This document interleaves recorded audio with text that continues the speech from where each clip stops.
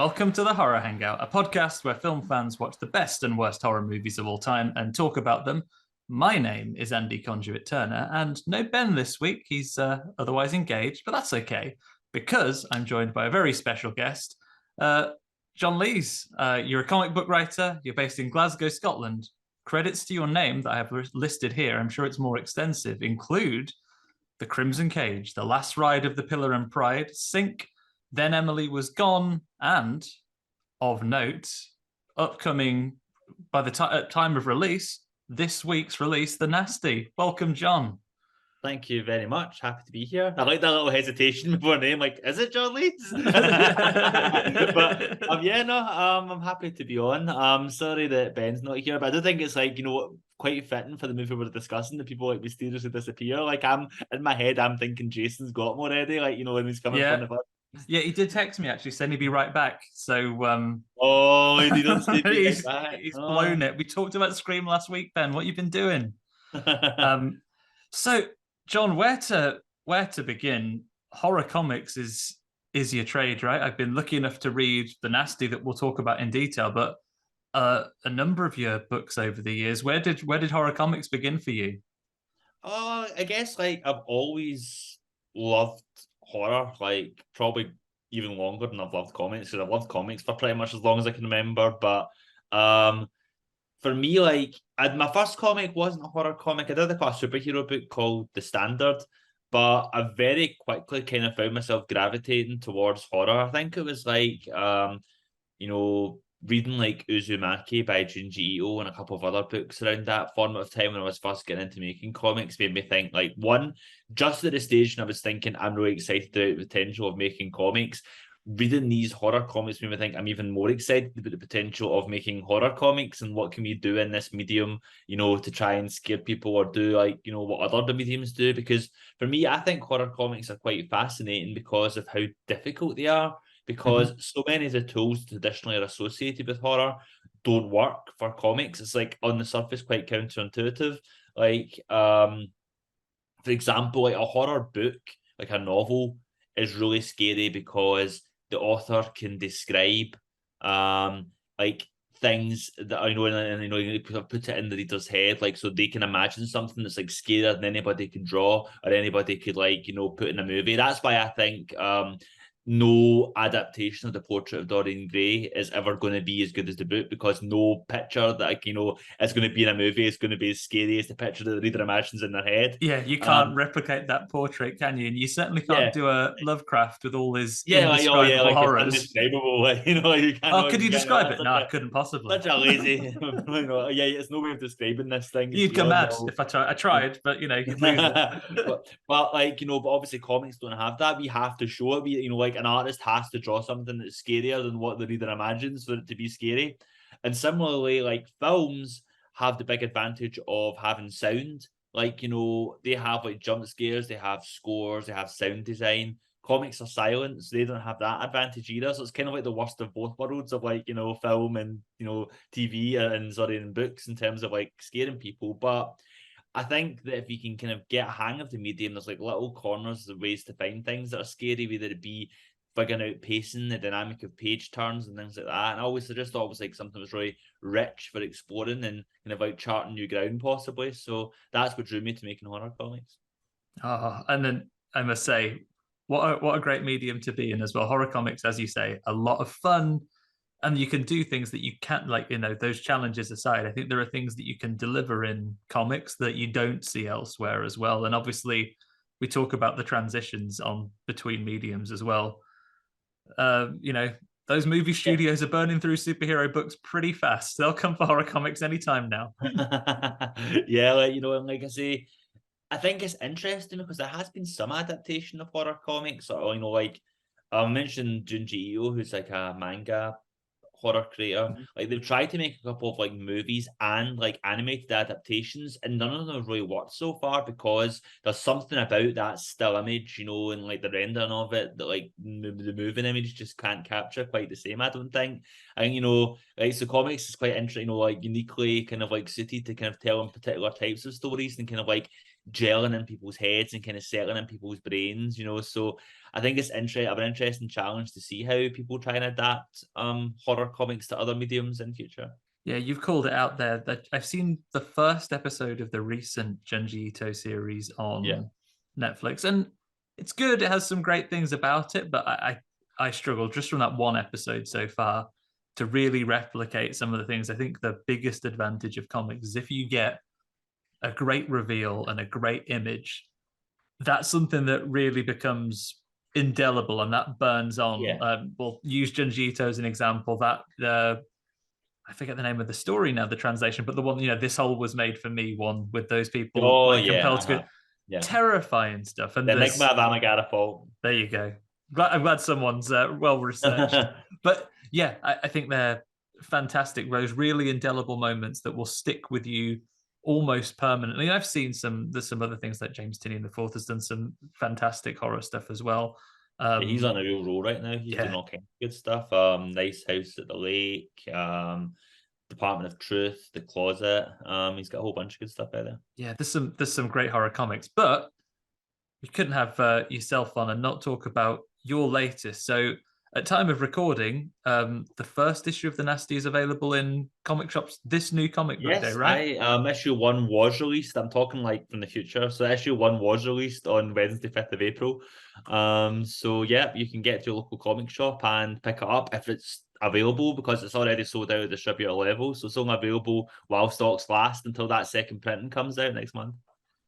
Amazing. And I've been lucky enough, the good folks sent out some previews. I've read issue 1.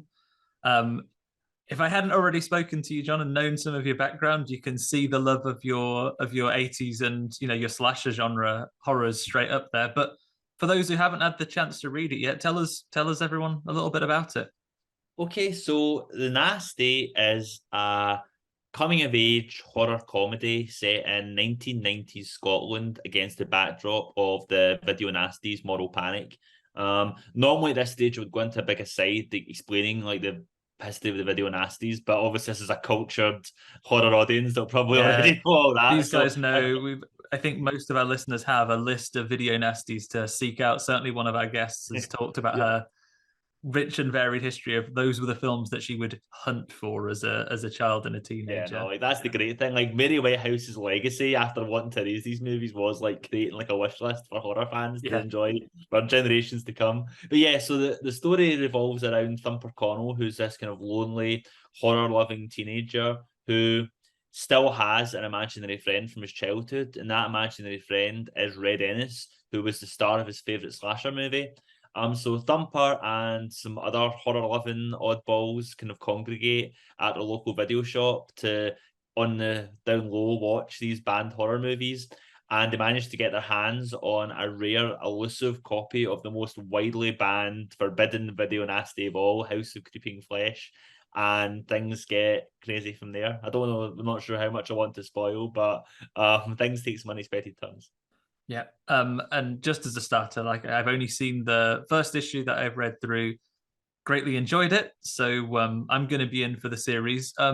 It's a limited series, right? How long are we running for? It is an 8-issue series. So I think I need to keep on saying I'm going to look this up and I keep on forgetting. I think over 6 issues, but under 12 counts as a maxi series. So not quite a mini, but not quite an ongoing. But so yeah, 8 issues long. So that'll take us through the rest of the year, and that's going to be coming out. Art is by George Campdeas and Adam Cahoon for the first 2 issues. Then Adam Cahoon takes over art duties from issue 3 onwards.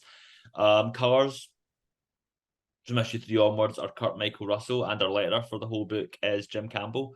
It's published by Vault Comics, and yeah, Vault Comics are kind of a publisher on the rise, so they've got a kind of quite a good reach in comic shops, so you should be able to find this book where you're at, as I say, if you can get a hold of it, because it has sold out. But if you let your comic shop know that you want it, either they will set aside a copy on the shelf, or they can reorder the second printing, which is available for pre-order now. Amazing. And we'll cross genres here, like we talk horror, but we talk comics a fair amount as well. If you're lucky enough to be in a town that has a local comic book store, get yourselves in, get them supported. If the changes in viewing habits for the Netflix generation has taught us anything, is that we're over binging now. And as much as Vault do a really lovely trade paperback, It's the type of thing you want to get in your monthlies and Get, your floppies. Get those in. get So those episodic installments. yeah, exactly. We're over binging these days. It's all about the weekly or monthly releases. So get your orders in. Follow this along if you're a horror fan. Say I've read the first one. I think you're going to enjoy yourself. So we talked about, you talked about the slasher influences and the video nasties. Let's go back to you a little bit, John. Tell us Yeah. about a little bit about your, not as a creator but as a fan. Tell My us a little origin bit about story. your horror history. What drew you into the genre as a fan? Oh, I've always like loved horror. Like I'm not talking about like from like my teens, whatever. I'm talking about when I was like a little kid. Mhm. Like some of my earliest memories were like enjoying horror. Like there's pictures of me as like a toddler essentially, like with like like the baby blonde hair and stuff, walking around carrying like Frankenstein and Dracula action figures, like from like the old Ghostbusters line back in the day. Yeah, They really know, and so in that kind of light, and so I think that translated into me watching Monster Squad when I would have been about again like 3 or 4 years old, like really young. And then I was hooked from there essentially, like because we had a video shop in our street. Like the Nasty is set in Rutherglen, and which is where I grew up in Rutherglen. I was born, like so I was born around that area. I was born Rutherglen maternity, like grew up in Rutherglen Main Street. And in the Nasty, Thumper walks down Main Street to go to Monster Dome Video. For me, Monster Dome Video was Video World, which was on Rutherglen Main Street back when I was a little kid. And this was about maybe like a 5 minute walk from my house. So I was allowed to just like walk down to the video shop at a young age and like walk in and see what I wanted to get. And I don't think I'm getting anyone in trouble now because the shop's long closed, but let's just say that the proprietors of this video shop were very permissive. So I would like walk in and have a look around, and I'd come home with like Peter Pan and Maniac Cop 3 Badge of Silence. oh, Or like House or Child's Play too. So I was like getting my horror education from a very young age, like watching all these things. And I just like what it's like. The great thing about the video shops back in the day, where they had such a curated collection and that shop was very horror focused. So certain movies that worldwide weren't a big deal at all, like you'd think were the biggest movies around. Like I went through a period of like a year where I just like hired out Freet, like the Bill Winters, or so like Alex Winters, who played Bill and Bill and Ted. yeah. This kind of like career destroying folly that he made, when he wrote, directed, produced, and starred in it. And I still to this day think it is like a lost classic. I hired that movie out on loop essentially for a year. And yeah, so that was kind of like my kind of like big horror education as a kid, really getting into that formative age. And then you mentioned Scream. Like I remember I saw Scream in like but a year after that came out, maybe 1997, I would have got that in video. And then that just like took me to the next level, and I was wanting to go back and seek out all the classics and stuff, and became a horror connoisseur from that point on, and I've just never looked back. I think Scream is has got a lot to answer for as like a 90s gateway drug because for obviously it plays on all of those tropes and everything like that as well. But we watched them all again recently because the new one was out and we're doing a series ranking. So I watched all the Screams again. Every line of dialogue, which isn't to serve character or exactly what's on screen, is a reference to horror. There are several Yeah. scenes where they are just banging out titles. Oh, it's just like X, Y, and Z. The list is extensive and it's got deeper cuts in there than you would I mean, what would you expect Wes Craven Yeah, for? like like and I think like there's something that I think a lot of movies which are kind of like slipping out of pop culture prominence got a nice revival from like being mentioned in Scream. And something that always cracks me up is that in the first Scream movie, they're all sitting around the house watching Halloween. And when I first saw, I'd already seen Halloween like by that point. When I first watched Scream, but in my mind, like Halloween was an old movie, and they're all hanging around watching an old movie. But right now, the first Scream is older than Halloween was when Scream first came out. Oh no, that's like one of those you're closer to Cleopatra than she was to the pyramids or something equally upsetting.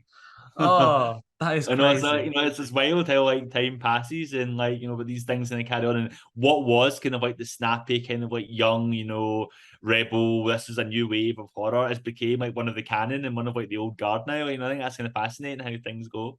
Yeah, I mean, and yeah, it is a fascinating point. And what do you see any new films that are coming out now that you think it's hard to tell, isn't it? Because you can't predict the I future. know you can but never really judge what's going to be like, a franchise, whatever. And it's particularly difficult now because a lot of like horror right now, or like franchise type horror, is legacy horror, and it's like bringing back the old IP and the old content. Like, let's revive Chucky, which is a great series. I really enjoy the Chucky series, or let's revive like Halloween for the new trilogy, or this or that.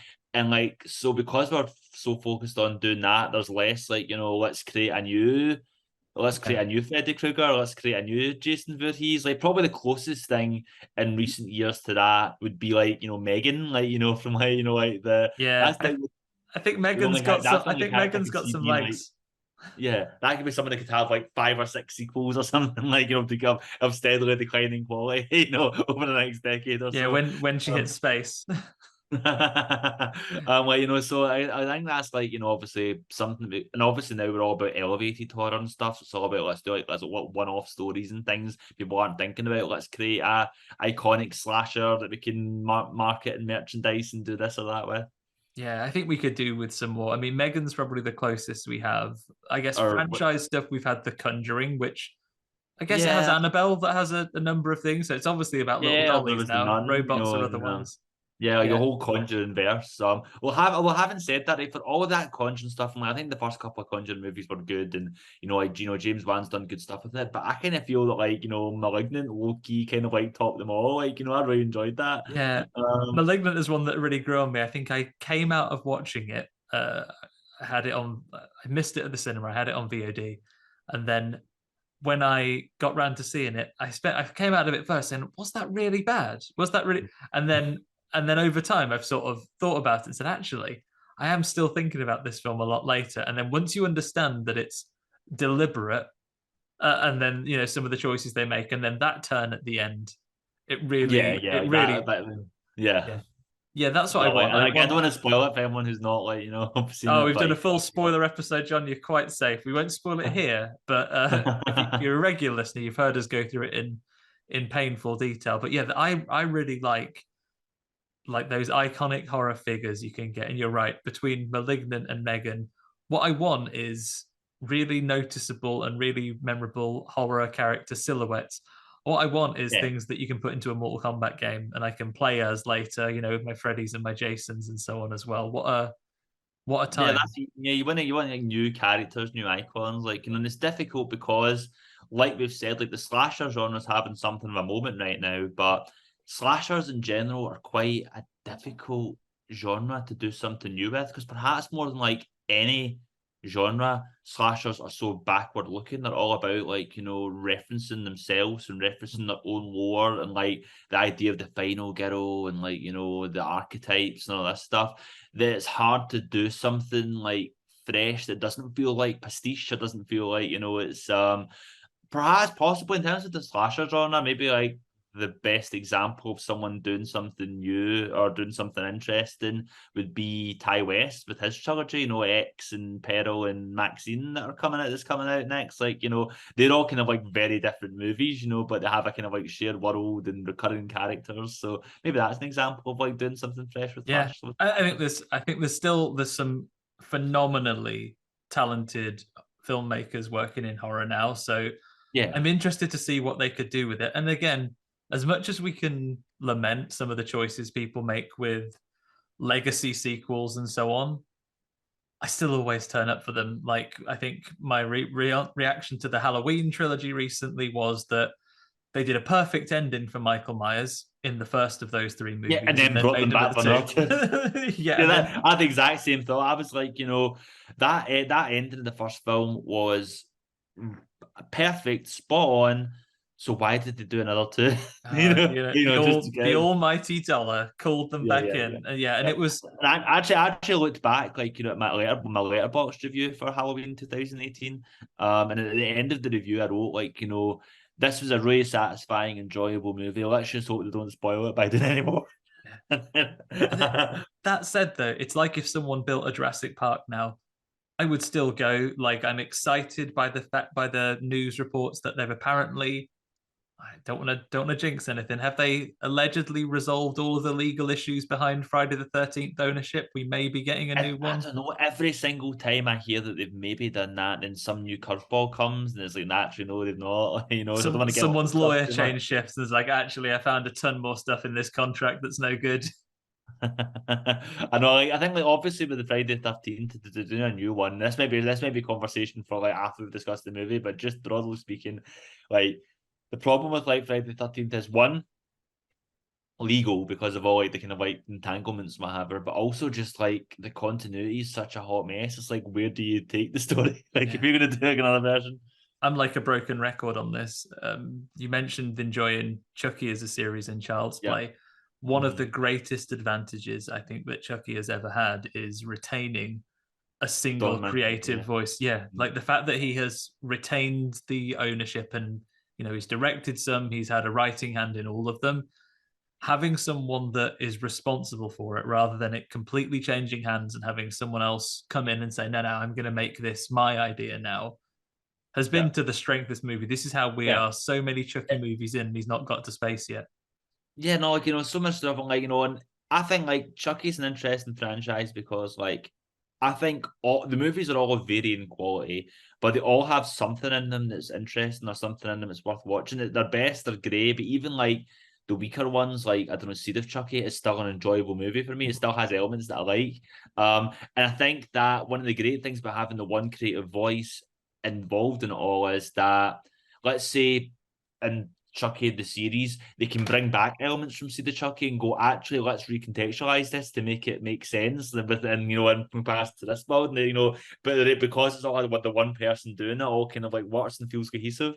Yeah, it certainly does. And then hopefully, I don't know if, as you say, Friday the 13th will be a little harder to reconcile. But Yeah. yeah, I'm interested to see what they do. And as much as the previous attempt at restoring it has had problems, I think there's so much wonderful stuff with modern filmmaking techniques and modern storytelling that you could do with Freddy Krueger these days. I think you could do something phenomenal with it. Yeah. I think Freddy, like, narratively speaking, I think there's a lot of potential for Nightmare on Elm Street and the things you could do with that, like in the directions you could take it. I think the biggest setback for them is going to be doing any version of Nightmare on Elm Street that doesn't have Robert Englund because he's so indelible and he's so like involved in it. But in terms of the actual lore, there's interesting thing. But I think at one point I kind of like tried to spitball ideas of like how I would do like, a revival of Nightmare on Elm Street, and I was thinking of exploring just the wider lore of like, this is obviously some kind of like world where Freddy is just one person or like one of many entities who have like powers in the dream realm, like, where you have like, like the dream child of, or so the dream master of of episode 4 or film 4, and you have like, all the kind of like superpowered dream kids of the dream warriors, like, and I like that idea of like, maybe like going into like the town and exploring that deeper lore, and Freddy is part of that, and like you can maybe do kind of versions of like different people see different incarnations of Freddy, like, and just have like Robert Englund be one of several of them, like, to kind of ease the transition into him, like, maybe aging out of it. I think like there's like interesting things you could do with that world and that lore, and yeah, like, part of me thinks it is quite nice that both Freddy and Jason had their last hurrah in Freddy versus Jason. But if you wanted to do more, I think there's some potential that you could do it. I'd certainly turn up and watch him. Yeah, absolutely. I mean, didn't I forget his name? Haunting of Hill House. Who's the director of that? I forget. Oh, I would Mike Flanagan. Mike Flanagan, he said he has a pitch for like a new Nightmare on Elm Street revival, like, that he's been shopping around, but he hasn't had anyone bite yet. Oh, it's a shame because I think if someone could do it, Mike Flanagan is very good at like the ongoing scare. And that's what's so good about Nightmare on Elm Street is because I think any other horror film you can watch and be like, oh, that was a scary horror film, even if it's scary.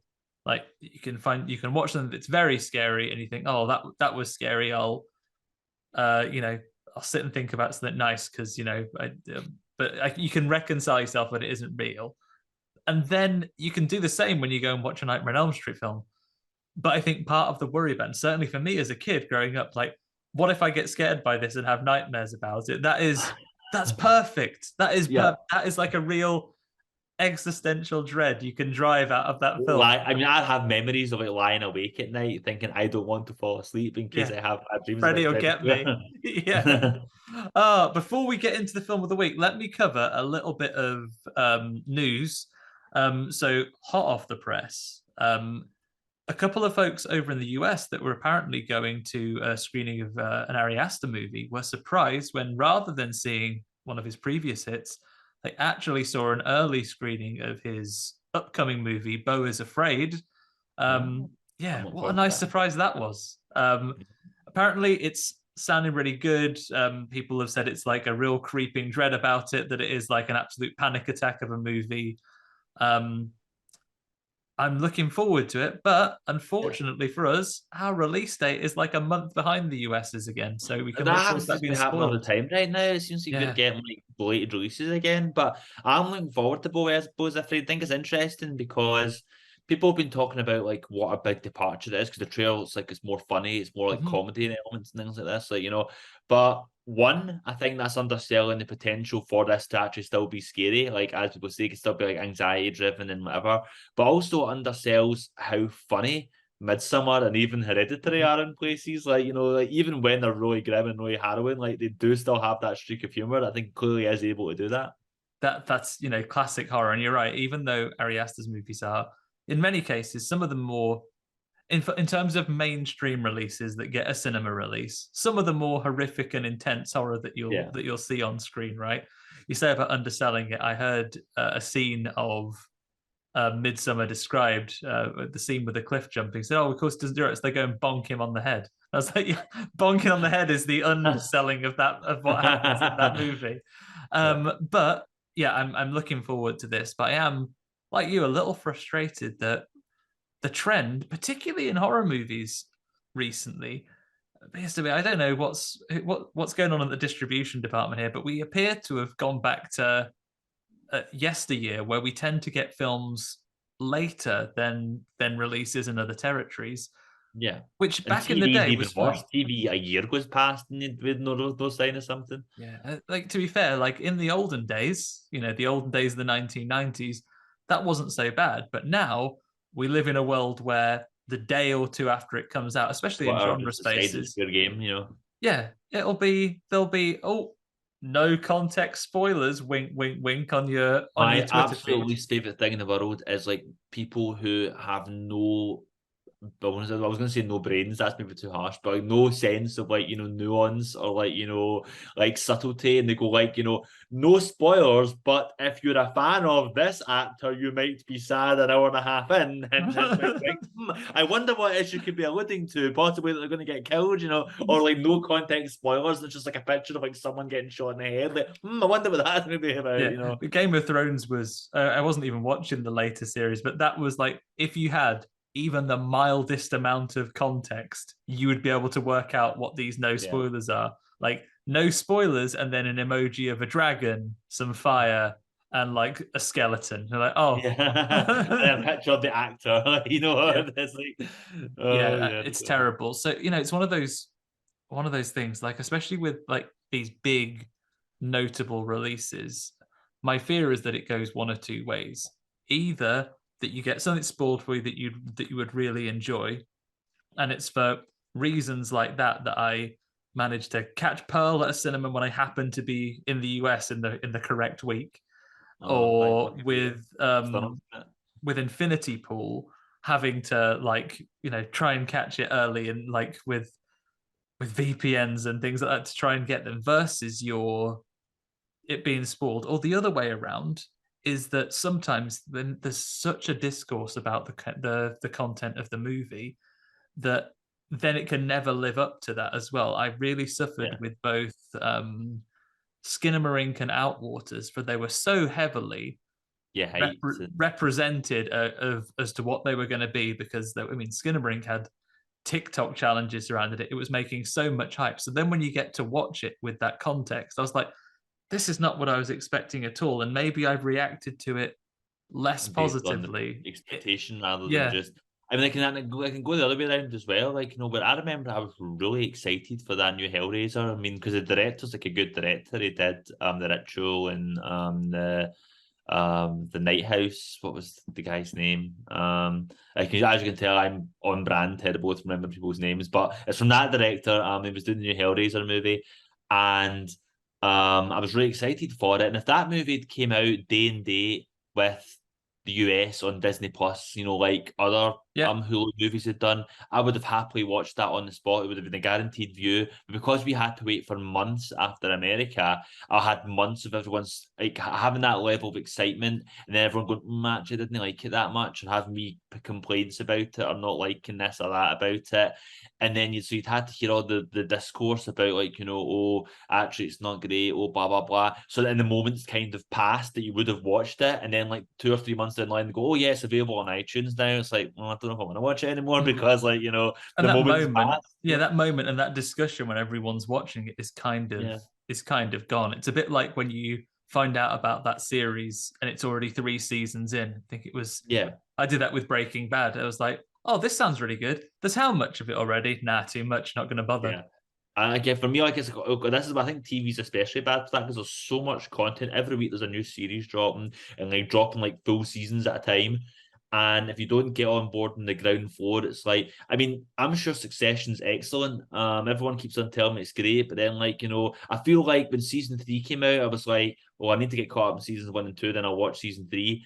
And then the whole series happened, and I spent a whole year saying I need to get around to watch Succession. Now it's like, and now the 4th and final season of Succession is starting. I'm like, I've still not started it yet. It feels like homework trying to catch up on all that stuff sometimes. It is madness, but hopefully, we won't suffer from that with Beau is Afraid. We'll get around to seeing it. The moment won't have passed. We won't be upset with expectations, and no one will spoil it for us. Other than that one, though, another couple of pieces of news. As you have 2 people that live in Scotland, it is probably relevant to mention our friends over at DCA in Dundee have announced the lineup for their Dunded Movie Festival heading into their 11th year. It's looking good. Let's have a look what we've got here. So we have some premieres, we have some classics, but looking across what we have here, so we have a preview. It kicks off the first night with a Scottish survival odyssey called The Origin. So a film filmed in the Highlands. Oh, that was the one I think it premiered the Glasgow Film Fest, didn't it? Or... Yeah. So we've got The Origin, and then we have what else? So European premiere of a surreal puppet horror, Abruptio. The UK premiere of a tense thriller, No More Time, as well as Scottish premieres of terrifying drama, Dark Nature, Wilderness Terror Polaris, and a riotous anthology film, Satanic Hispanics. But they've also got a focus on some David Cronenberg retrospective. So we've got some David Cronenberg best hitters. We've got Dead Ringers, we've got Scanners, we've got The Brood, we have The Fly, and we have Videodrome screening as well. How good would it be seeing The Fly on the big screen? Yeah, so if you are, and right now they're screening Infinity Pool. And segueing into what we're watching in a minute, I watched a double bill of X and Pearl there just the other week. They do a lot over there. If you are near or around the Dundee area, it's worth a trip over because they do little screenings of like horror centric stuff throughout the year. I saw Vampire at its I'm not sure if it's 99th or its 100th anniversary late last year as well. Really good. They do a lot. They support a lot of horror content, and Dunded is a decent little festival. I think they have a quiz on opening night. Come and test your horror trivia. It's not too far out of the way for you. Get yourself down. Oh, sounds fun. And then one last bit of news for me. Is there? Have I said that and now I've covered it all? No, I have covered all of the news. I had the Nasty, of course, as a bit of news, but we touched on that already. Yeah, that's a big bit of news. I can't. It was important news of all. Can't forget that. Available this week. We'll cover it twice, so I hadn't just missed one out. Other than that, like I say, what I've been watching recently, X and Pearl. We have episodes on certainly on X. And I think we've spoken about Pearl in a bit of detail. Films that I think really do well for now being together. I think I like them both more than I did individually after first watching, having done them again. Have you seen both of them now, John? I've seen X. I've not seen Pearl. Oh, it's really good. It's a lot of fun. Yeah, no, I heard Pearl's the better one of the two, like, or like builds on. But I'm really very much looking forward to it. Yeah, it's Just really haven't good. think it in. Yeah, no, Yeah, but yeah, like, my Goth's great. Funny enough, the only bit of Pearl that I've seen is someone posted the end credits on Twitter, So good. and that alone was like an Oscar-worthy showcase. Yeah, her performances are great. I think X might be my favorite movie. I find the characters really, really compelling in it. I think I would quite happily watch a movie where no one dies and it's just about some mild misunderstandings as they try to make that porn film. I think that'd be that. I think that'd just be all right. Man just really wanted to be in the movie. Just let it be in the movie. Yeah, just come on. But yeah, they've. I think watching Pearl makes X better retrospectively, and then if you watch X again, having seen Pearl, it's a good circular. I think maybe it has an exponential potential to watch them in a loop over and over again. Yeah, and obviously with the trilogy coming out, which will kind of complete the set, so it'll be interesting to hear how they kind of take the story next year. Yeah, I'm interested what they do. And I genuinely think there is, depending on how Maxine goes, you've probably got other things you can do in between, because I wouldn't have noticed this till after I've seen Pearl. So Pearl is set like in sort of a First World War era. And then in X, we're set in 1979, yet there are clearly in X, there's evidence of things that have gone on in the 60s and so on as well. So maybe we've got a mid history of America they could tell, like, maybe we've got like a mid character there, and that alligator could be in all of them because alligators theoretically keep going. Yeah, no, that can be, he's the master level. No, I think X has a kind of special distinction, bit of a tangent of having, like, some of my all-time favorite Letterboxd reviews. I think, like, just some of them, but I think I read some of them before I saw the movie, and maybe even more more. I think let's see if I can bring up something, because I haven't actually saved because I love them that much. Okay, so that's review number one. Quote: "That is one horny bitch," said by the guy in front of us mid-movie. The Texas Backshot Massacre. Nice to see Jenny Ortega doing the elevated horror she loves. My absolute favourite one. Glad my grandma dead.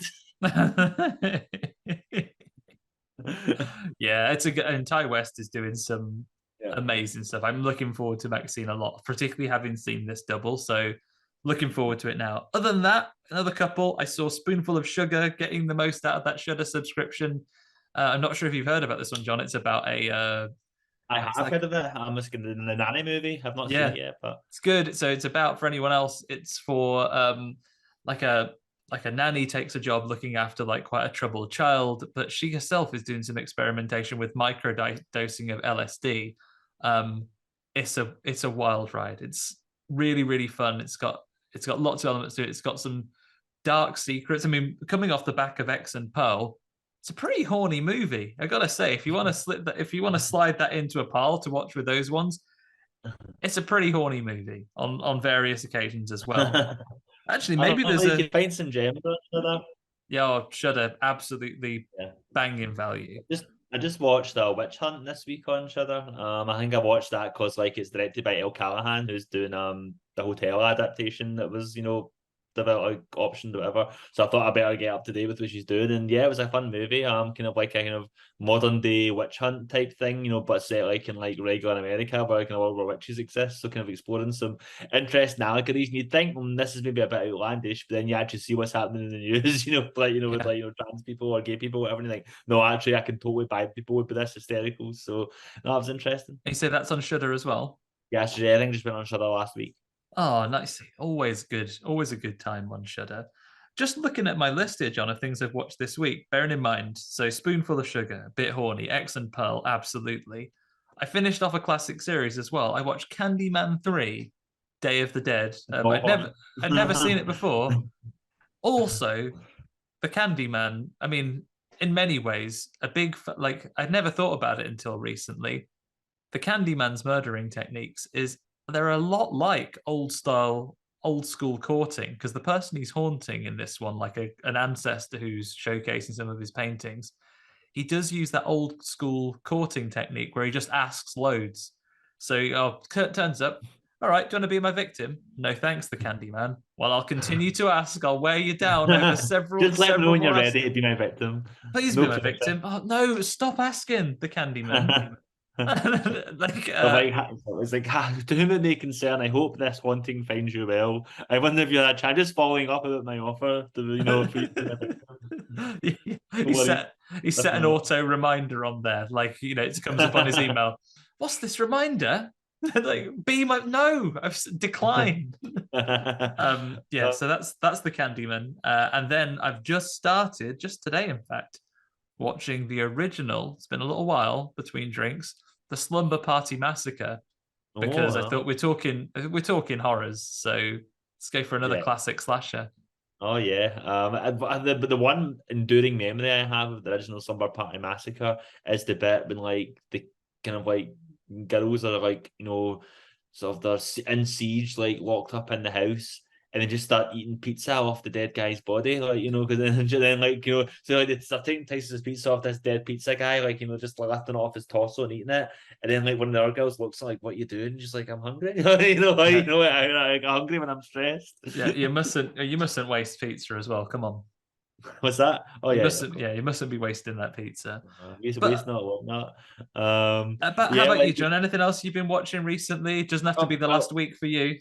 Oh yeah, well, I recently went to Glasgow Fright Fest, which was a lot of fun. That's my first time being there in person since before the pandemic. It was the last time I went was 2020. Where luckily, like the event was on the Friday, Saturday, and then like the following Wednesday, we were all in lockdown. So I've not been for like 3 years, but I went back this year, and it was actually a really good lineup. Some of the highlights included Here for Blood, which is a kind of 80s style kind of like schlock horror about a pro wrestler who is moonlighting as a babysitter, as a favor to his girlfriend, and like while he's looking after this girl, like these mad like demonic cultists kind of descend on the house in increasing numbers, and he has to keep on fighting them off.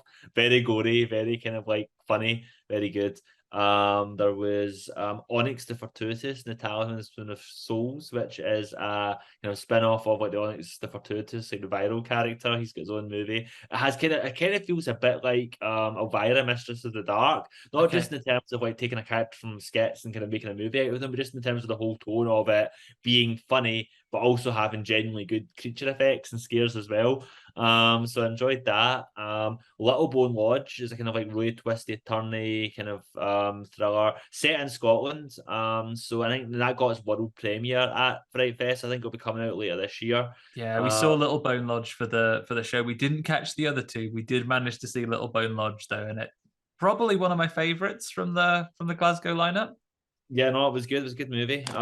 But perhaps one that's not so prestigious would be, I did see Winnie the Pooh, Blood and Honey, which was an experience. I'll say that. It was. I felt quite bad because like, all the cast and crew and the directors were all there like to say here's the movie, and then the audience just roared and laughed through this whole movie. But I think it's a movie that you might enjoy if you're watching it with a crowd of people ready for a laugh. I think if you go if you're curious about Winnie the Pooh getting called a nonce, you might want to watch. I think if you go into it with the idea that it's going to be a fun time, I think there's things to celebrate. We talked about that on the Fright Fest episode as well. I think that for me, I would have either leaned into it being funny, The Room style, or just you're bound by your budget to a certain degree. Maybe take another run at the writing. I think you could have found something with that one, but some of the gore effects, they have their moments, especially for a low budget movie. There's stuff to enjoy there. Yeah, so interesting to see how they pivot and the many sequels that apparently already planned. Yeah, they're going after some other franchises, other old IPs, right? Yeah, it's like public domain fairy tales like Bambi, Peter Pan. I applaud what they're doing. I think it's an interesting angle. But apart from all those watches, of course, we've watched the film of the week, which for those of you who've gone in blind and not read the title on your podcast player, is Friday the 13th, Part 2, a 1981 movie directed by Steve Miner. The body count continues. 5 years after the horrible bloodbath at Camp Crystal Lake, it seems that Jason Voorhees and his demented mother are in the past. Paul opens a new camp close to the infamous site, ignoring warnings to stay away. And a sexually charged group of counselors follow, including child psychologist Major Ginny. But Jason has been hiding out all this time, and now he's ready for revenge. What a synopsis. But Yeah. I mean, to be honest, it doesn't feel right to say Friday the 13th Part 2. You have to say Friday the 13th Explosion Sound Effect Part yeah, 2. ka-ching, explosion noise part 2.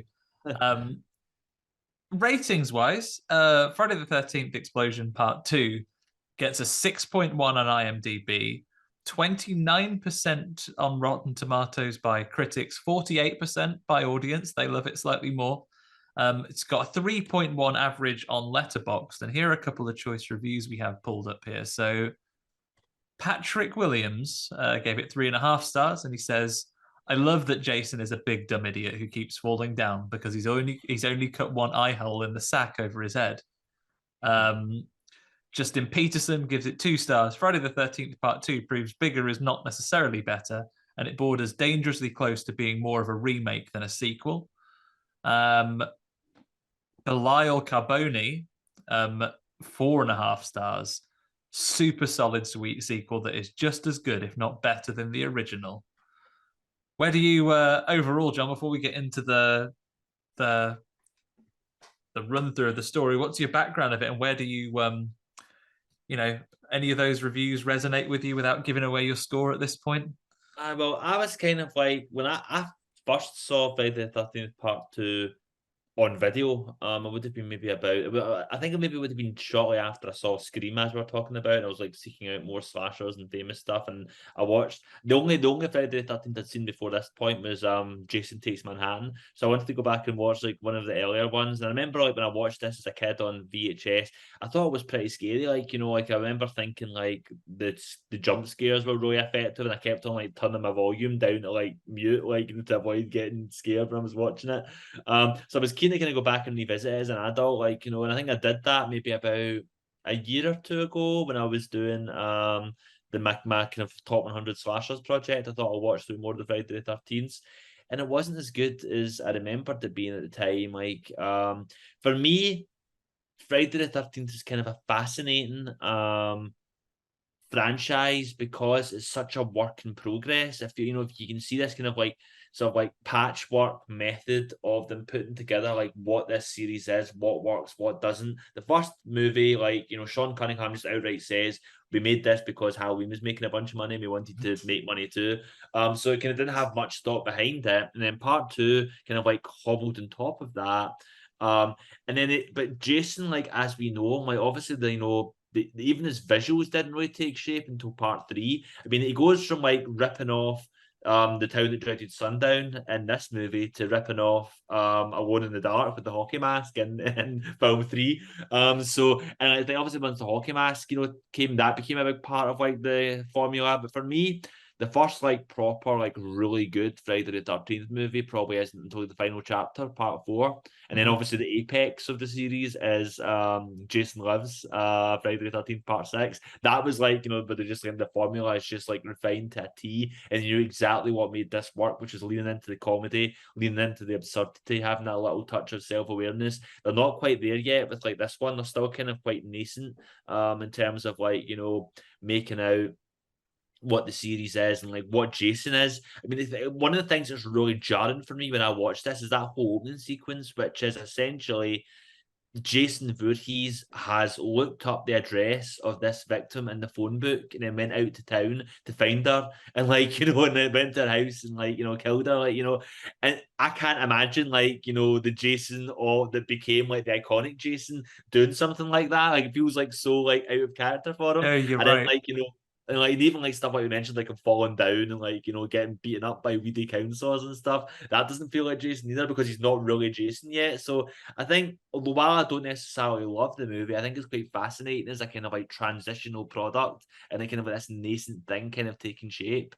Yeah, that is a really interesting take, actually, and we'll touch into it. We'll get into the summary as we're going through, but yeah, let's begin with that opening scene, because obviously while Jason is looking up the former survivor's address, She, for the benefit of us as an audience, has fallen asleep fully clothed on top of her bed and is having a slightly over 6 minute nightmare sequence with the key plot points of the first movie. And I tell you what, it doesn't half make you miss Mrs. Voorhees as the original killer in that one. I mean, fashion icon, obviously, with that big thick with I that love big a good thick purpose there. You know, that's like but it does give a lovely humorous impression that our main character from the original is she's rolling around like sort of muttering no in her sleep, but the first thing she mutters no to is the not scary at all memory of that time she went, "Hi, I'm Mrs. Voorhees, a friend of the Christies." She's like, "No, please, not a friend of the Christies." And then she finally wakes up with a scream, not at the end of the nightmare, the logical end of the nightmare part where a little skeletal Jason boy comes out of the river and yanks her off the boat into the water, but she wakes up with a start at the very end scene of the first movie where she's talking to some policeman and one goes, "Then he's still out there." That the memory of that policeman like will cause her to wake up screaming like like, "Hey cab!" Like she jumps out of bed, and then we get up and she phones her mom, has a gratuitous like shower scene, comes back out, and then a great moment of I mean, depends on you could maybe this is John a great moment for me to think about how I've matured as a youth, because you think teenager growing up watching these on video, you'd be trying to pause them when as an 80s slasher movie when loads of women are basically naked and having showers, but I paused this movie an awful lot seeing if I could see the directors or some stage hands throwing that cat through that window. I was like, do I see the shadow of some hands there throwing that cat in the window? Because that's our first jump scare that we get. Like there's some noises and then a cat is like unceremoniously like underarmed through a window.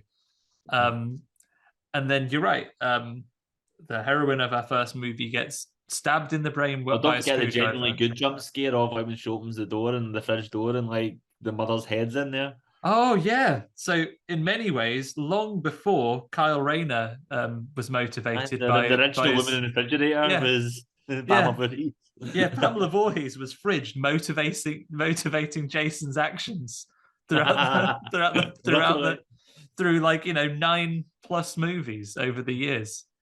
So Pamela Voorhees is fridged, but Jason, you're right. I don't think modern Jason would have done this, but the kettle's boiling. He does take it off the ring and says, "No, don't want to." I want to kill someone. I don't want to cause property damage. That would be reckless. I don't want to cause a fire. Like I imagine that this version of Jason probably does put some food down for that cat before he leaves. Yeah, like puts a little sauce of milk down and has a snack. He moves his mother's head aside to get to like the bologna, like in the back, and just has a wee sandwich. So I tell you what, Puss, I am going to give you all this milk because I'm not going to stick around here. I want to make sure you're well cared for until someone comes to discover this murder. Yeah. I'll do you a big bowl so you'll be all right for a couple of days. And then we get our explosive intro. Before we get to like basically ignoring all advice, the town council are still granting license to try and open camps on the I guess just next door to Camp Crystal Lake. Yeah, across the way, it's they never do learn. Like they keep on trying to reopen like this place. Like how much business is summer camps doing that they have to keep on opening it on like these killing sites. And also, I don't know if you've been to America or spent much time studying geography. No, I can tell you about America. Fucking massive. There's loads. Yeah, go to another state and do it there or somewhere else in New Jersey. It's massive, huge, great big tract of land. Even though it's very urbanized country, loads of open space actually. If you want to open a camp. Yeah, but anywhere that's not been the site of a gruesome mass murder, within walking distance of there's like a little flimsy keep out sign.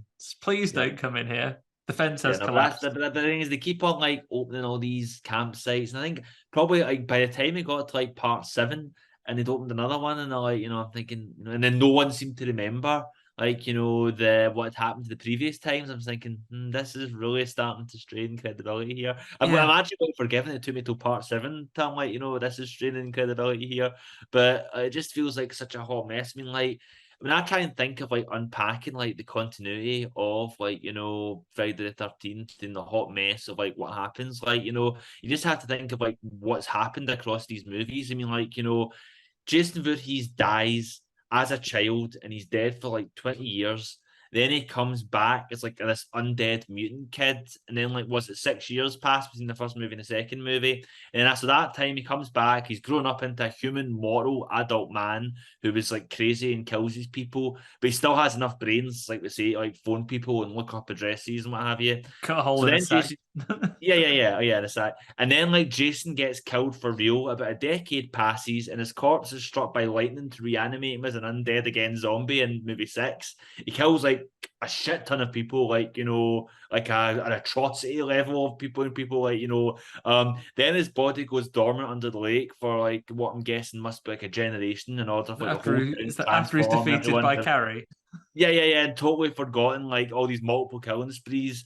And so it's like, you know, so he's descending to like dusty local legends until he's brought back again in part 7, and all this like somehow happens in the 1980s. Like, you know, all of this happens in the it's just like 1980s, and then he becomes like a worm that goes up your bum to turn you into a Jason. yeah, of course, yeah. You know, it's like, you know, and it's like quite interesting because I watch, you know, like I remember watching the Denzel Washington movie Fallen, and thinking, isn't this just Jason Goes to Hell but good? You know, and then of course he went to space, you know, in case that hadn't happened. You see, I think now because they've got that, regardless of where, if they don't reboot the franchise, if they just end up with more entries, I don't care what you do, as long as you make it plausible that he can at some point be shot by the FBI and then put into cryo storage. By the Yeah, no, by of the course. time you need to put it away again, you need to make sure that Jason X stays canon.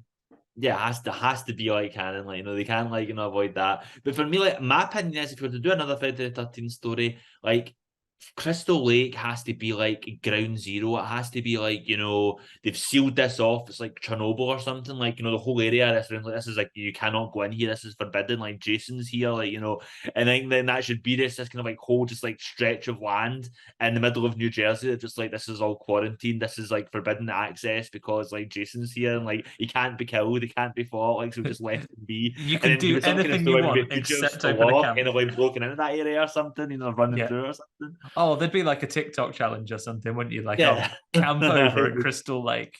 Yeah. That'd be exactly what they do. But without all of that, you know, this time forgivable. You know, it's Yeah, just there's only been one. There's only been 2 killing sprees. there's only been the original killings, which were ages ago, and then last year, and everyone's assumed that it wasn't Jason because no one else saw him. So that's fine. Mrs. But Voorhees, I read can't chopped remember. off. I keep on forgetting. Was it like I think they say different things at different points in the movie. Is the second one 6 months after the first one, or 6 years after So the second? I think 5 years. I think they say, oh, this all happened 5 years ago. Right, so maybe it's like the flashback of the opening, like, you know, when it's like the final girl getting killed. Maybe that was 6 months after the first movie, and then like the scene events. Yeah. So maybe a Like few five months years ago, ago. because Jason's Yeah, obviously had to walk back to Crystal Lake yeah, because yeah, not catching a bus. yeah. No, So he's already like done his, like, you know, he's had his fill of like public life by that point. yeah, it's like, no, I'm gonna have to go back. I've made myself a sack for the journey. But I really liked this opening scene here. So we get a couple of the camp counselors doing it, and there's a wonderful scene here where they're phoning to get directions, and in the background, Random car chase, you know, like, you know, running after the oh, big car. this guy's got stamina. He can run for days. But I love the bit where they're phoning to get directions, and literally behind them, this is like a proto version of all the times that something has happened in the background, like the killer's coming up on them. But it's just a guy Oh, casually look, hooking up it's a death the tow curse. track. He's hooking the car, and he takes the car. And don't worry, everybody, their car hasn't really been towed like might happen in a movie because they only parked there for a second. It's just a guy from the local garage playing some japes, and he actually tows them to the campsite and does get them to sprint there after him. So they've probably done a good couple of miles to get them to the campsite, and then this is the camp basically getting everyone getting everyone together because they're reopening it. The guy is restarting it all. His girlfriend Ginny turns up late in like a banged up old VW Beetle, and yeah, this is.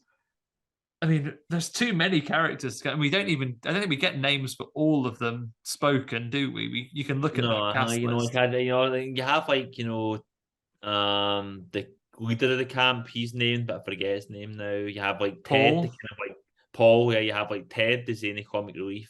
You have the guy who I just call like Skip Cap Douche, like who's the guy who ran after the car, and his girlfriend, but and then you have like the guy in the wheelchair. I can't remember his name. Is that Mark? Yeah, Maybe so Mark. Mark, Yeah. Tom McBride. Yeah.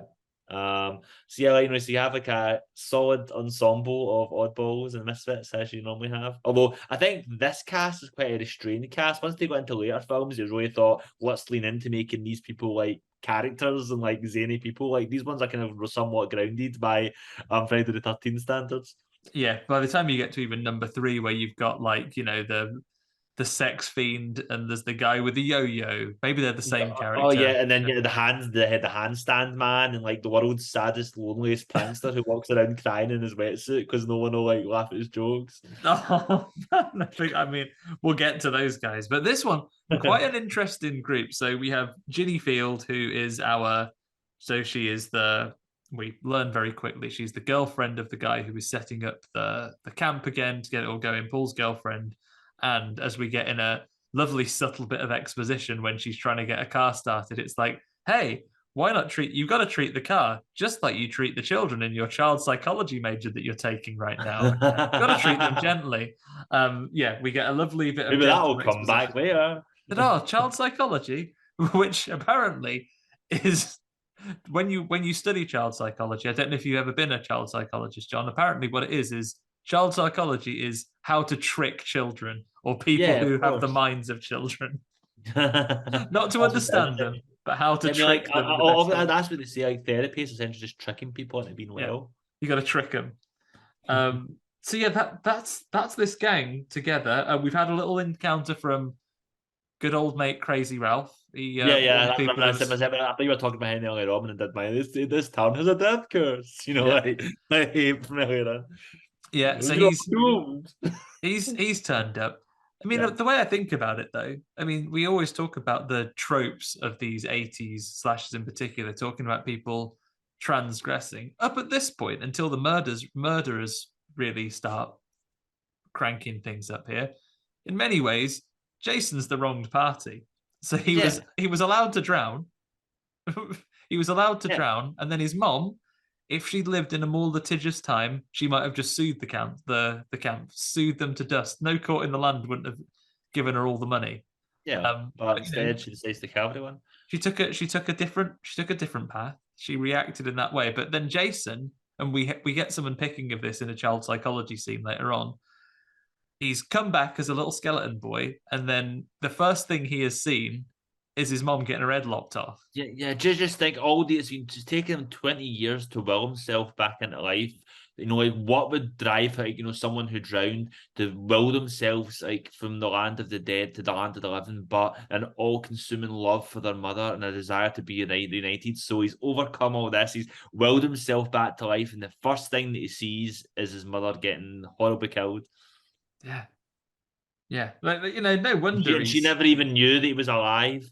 For all she knew, like he's always been dead, so she never even knew that he came back for her. Maybe when she said that he heard that voice saying, "Kill him, mummy, kill him for me," maybe it actually was Jason saying it, but she didn't know. She thought it was just a voice in her head. Yeah, she wasn't ill. There was nothing wrong with her at all. In many ways, it's a tragedy on the level of Romeo and Juliet, a more platonic love, of course. But they've just missed each other. They've not been alive at the same time.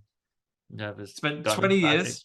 I mean, you can't criticize Mrs. The last thing that went through Pamela Voorhees' head, before the machete, was her thinking at last I'll be reunited with Jason again, and she wasn't because she'll get to the shadow realm where you go after you die, and then is Jason here? Oh, you've just missed him, actually. He's back. Just willed himself back to life. I guess they might be reunited briefly between parts 4 and 6. Yeah, maybe. Aye. And then so that's why he's so pissed off in part 6, because he had all that he wanted and he could probably brought back. Yeah, because they've just exposed him to lightning. So all of these things have happened, and then we get a wonderful campfire scene here. And I know he's doing it for effect, but I love the bit where he's like, now he's made a poor choice here as Paul, because he's kind of said, now I don't want to scare anyone. But then he goes to really do a dramatic telling of the story of Pamela and Jason Voorhees. And people say that he's got the mind of a child and he's been living out there in the woods, just stealing and like eating raccoons and stuff to survive. And he's here and he's going to get you all. Who's saying this? Because it's actually quite an accurate story. So who's like, got the goss here and they've been saying that? Like, is there this whole like other like, part of the town that aren't bothering Jason? Like, they're not going to the campgrounds to make out and have sex. Maybe there's a bunch of people who just view Jason as a kind of colourful local character and like, oh, there's that Jason again out hunting in the woods. Maybe this is how Crazy Ralph like passes in normal society. So that when he's in the post office, it's Jason that he's gossiping about. Because all he really does on a sliding scale, far less crazy than the things. All he does is go around telling people there's a death curse riding about on his bike.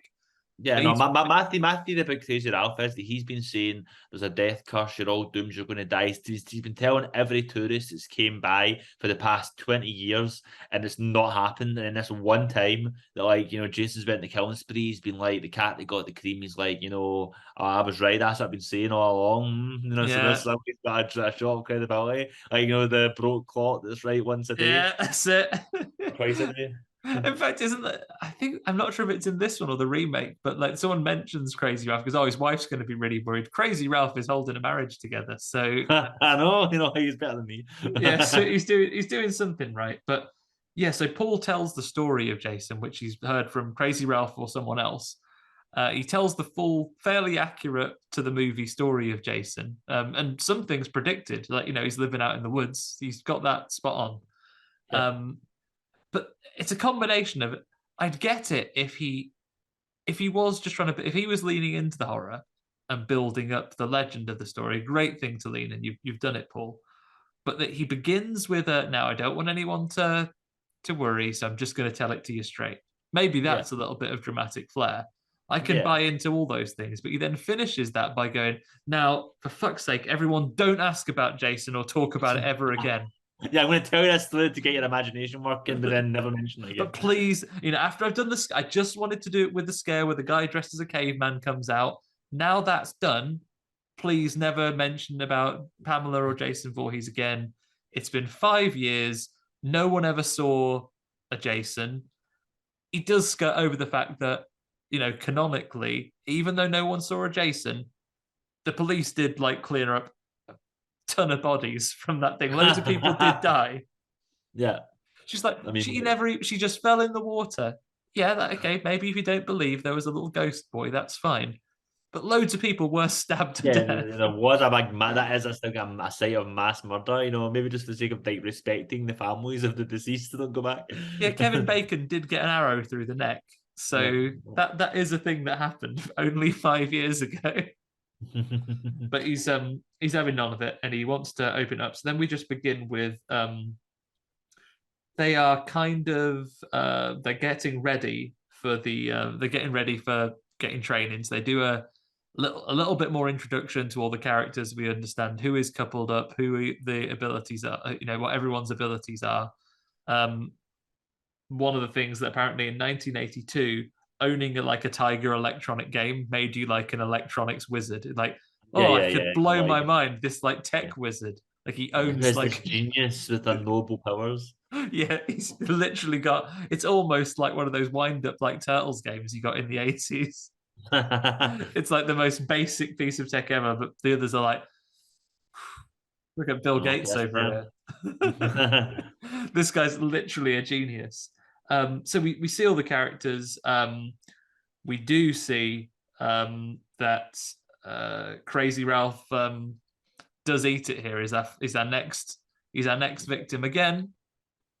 He's not made the morally right choice here. He is perving on people. And to be honest, you forget how long into the movie it is before anybody else dies after all. It's that 45 minutes or something in there, or maybe 40 minutes before Crazy Ralph bites the dust. Yeah, Crazy Ralph just gets I mean, maybe it's just a low res copy I was watching, but like he looks like he gets barbed wired around the neck. I guess it could be Yeah, a I think standard it is. I garrote. think it's like a barbed wire noose, like Jason's up in the trees and he kind of like loops it around and brings it Yeah, up. and you get lovely like a pre. We don't get a full facial Jason reveal for a while, so we just get some hands come behind him from Yeah. behind a tree, and strangle him off, and then we don't see his body's hid in a cupboard for the rest of this film. That he's just stashed him away. Yeah, it's gone. Jason and Michael Myers have a similar flair for this, like almost doing like a really well staged, almost like a Darren Brown type reveal. Like Yeah, it's all of the performance art, piece, like, all of the yeah. pieces are put together, and he knows well.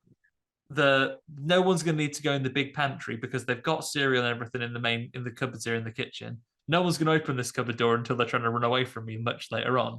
So I think we've got this. I think we're going to get away. I think we're going to get away with like the big reveals in the final chase scene. Just bodies hidden in plain sight all over the shop.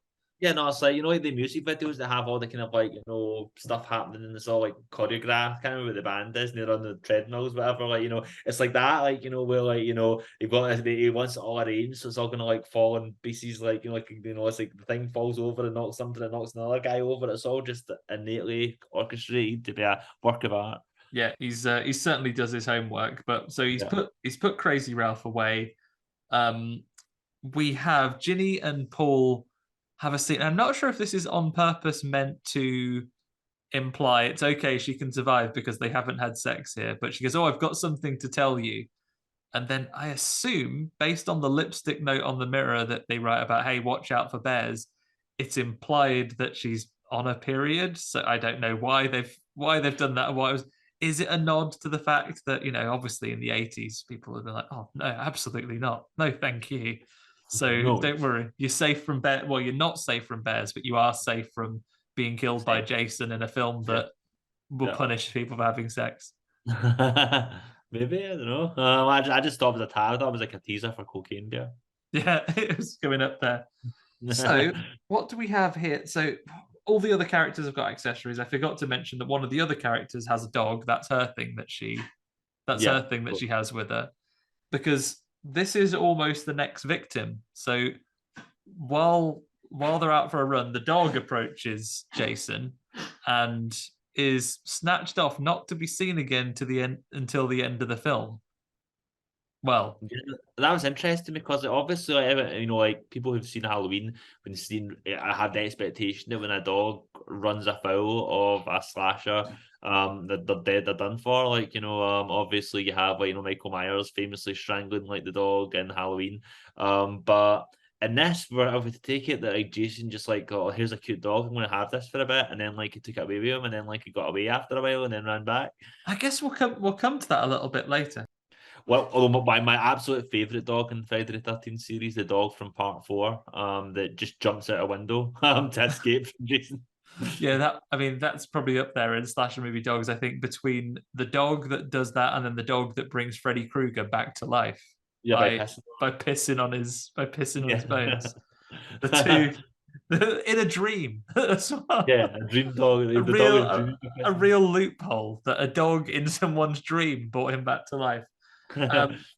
So yeah, the dog is captured, or it's left ambiguous because we do see, and we'll come to it when we get to the final scenes here. But later, some of the other characters find like a dog's body in the the woods. So for some reason, I never put the 2 and 2 together that dog was supposed to be the dog, like, just because it would have had more shot to it if it was. Yeah, so I think we'll come to it a bit more when we talk about the end. But one of the things that's posed there is maybe the actual ending scene is some form of hallucination because there's some ambiguity around it. So maybe the dog has been murdered by Jason because in the opening scene he has proved himself to be a cat person. Yeah. It could go the other way.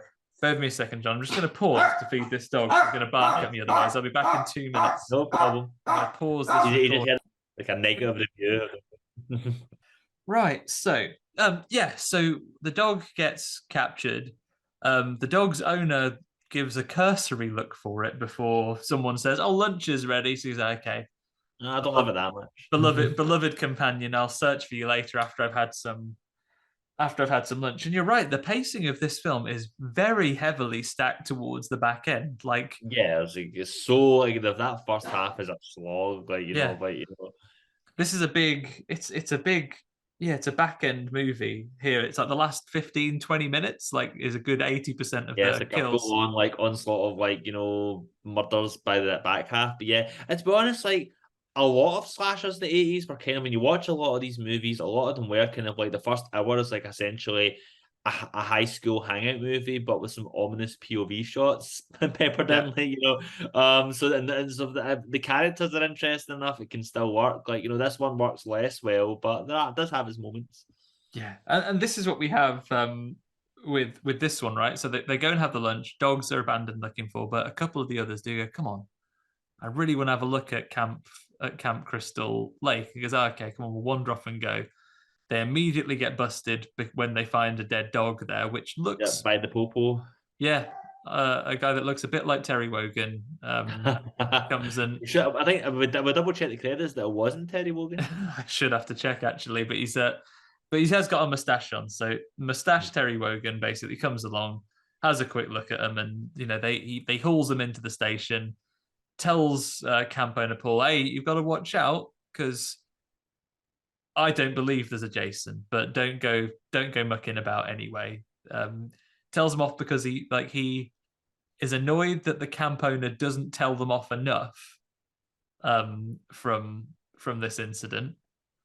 Um, and then he immediately sort of sees a figure in the woods and pursues it, like sprints after it in a clumsy, tripping over way that you would feel like would happen to a victim of one of these characters, except he's the Yeah, no, one but it's the chasing.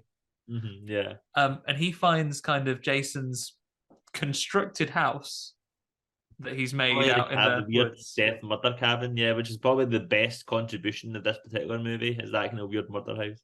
Yeah, that he's made out of just like bits of pallet and stuff like that. He's found it's like when you're a kid and you're playing in the woods and you make yourself a base. Except Jason's big and strong like an adult, so he can make a really good one. Yeah. So Jason's put this one in together. We don't see what the policeman finds in the thing, but he's shocked. Oh my god. Yeah. Oh my god, enough to get hammered in the back of the head though. So he's the only law enforcement available in Camp Crystal Lake has been bashed in the head. Yeah, that's it. They call it, like it's a lawless town now. One thing I think is quite interesting, like, that I remember when I saw this movie as a little kid, I remember the deaths really vividly. Like I really remember the gore shots and the kills. But something that kind of like is quite strange about the way this movie's edited is that you have like the moment of murder and then like the things quite abruptly kind of go, and it all fades to white. Like it happens here, like it happens a couple of other places. Like as soon as he gets the axe in his head, he kind of like gets cut off mid-screen, it just kind of fades to white and cuts to the next scene. Yeah, it's not a snap cut, not a fade to black, but you're right. In a couple of bits, you get like a fade to white. Like for those of us who grew up in the BBC, like someone's been exterminated by a Dalek. It like probably like reverses the polarity of your image. You get like a negative image. Yeah. So yeah, this policeman gets actually a good shocked face we get from here, and the practical effect of someone with like a claw hammer sticking out of his head. In the head, yeah. Yeah. I tell you what, it doesn't half look surprised. It's clearly come a bit sharp. Yeah, no, I'd be surprised if someone hit me in the head with a claw hammer. And you've been surprised by what we know is dead mother's body as well. So you've seen that, surprised already. Like in the moments, to be fair, I would be surprised if I saw that as well. And then in the moments that you've got, you'd be like, I don't know if anything more surprising is ever going to happen to me than this moment. I found a decaying woman's body, and then you get bashed in the head with hammer. Yeah, even worse. My goodness, you'd be ever so surprised. That's the worst day ever. Yeah, and we've seen that. Chief Wogan's there to go through the notes, so that this bit is basically we then eliminate the evening's coming. Paul, the camp leader, says, "Hey, everybody, last night out in town if you want it before you've got to be serious and do a load of work before the kids arrive for camp. So if you want to go out on the piss in town, tonight's the night." And effectively, we take half of our cast are saved. This because there's a ton of counsel. There's more than any self-respecting slasher is going to deal with in the last probably half hour of this movie that's left at this point. So half of our characters excuse themselves and escape. Yeah, no, for me, this is one of my big takeaways from this movie is that if any character in the history of the Friday the 13th franchise could be seen as winning, like, you know, or they have got the formula down, like win, not get killed, not be left horribly traumatized.